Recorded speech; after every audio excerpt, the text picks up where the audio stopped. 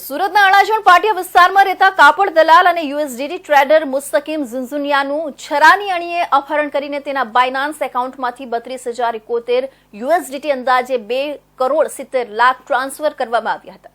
જોકે અપહરણની સમગ્ર ઘટના સીસીટીવીમાં કેદ થતા પોલીસ પણ હરકતમાં આવી હતી।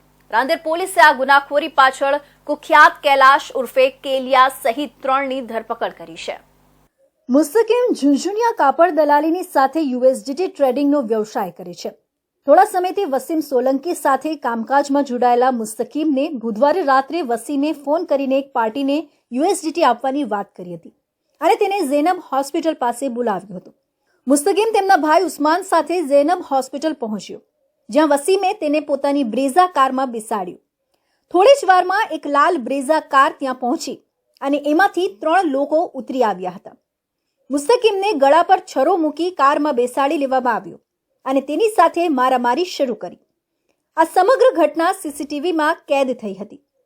અપહરણ કરનાર ટોળકીએ મુસ્તકીમને ઓલપાડ, ઉધના અને પાંડેસરા જેવા વિસ્તારોમાં ફેરવ્યો અને તેના બાયનાન્સ એકાઉન્ટમાંથી સમગ્ર 32,071 યુએસડીટી ટ્રાન્સફર કરાવી લીધા હતા। ત્યારબાદ લીંબાત વિસ્તારમાં મુસ્તકીમને છોડી દીધો હતો।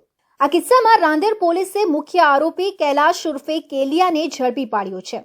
કૈલાશ રીઢો ગુનેગાર છે, જેના વિરુદ્ધ લીંબાત, સચિન અને ડિંડોલી પોલીસ સ્ટેશનમાં હત્યાના 4 ગુના અને હત્યાના પ્રયાસના 3 ગુના નોંધાયેલા છે। અત્રે ઉલ્લેખનીય છે કે કૈલાશ થોડા સમય પહેલા જ ગુસ્સી ટોકના કેસમાં જામીન પર છૂટ્યો હતો। કૈલાશ અને તેના ભાઈઓના ગુનાખોરીના ઘણા કિસ્સા નોંધાયેલા છે।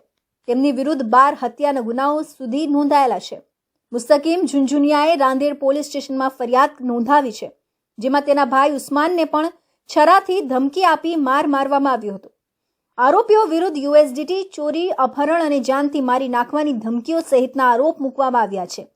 રાંદેર પોલીસે ઘટનાની તમામ વિગતો મેળવવાની પ્રક્રિયા શરૂ કરી છે અને બાકીના આરોપીઓને ઝડપી પાડવા માટે તપાસ ચાલી રહી છે।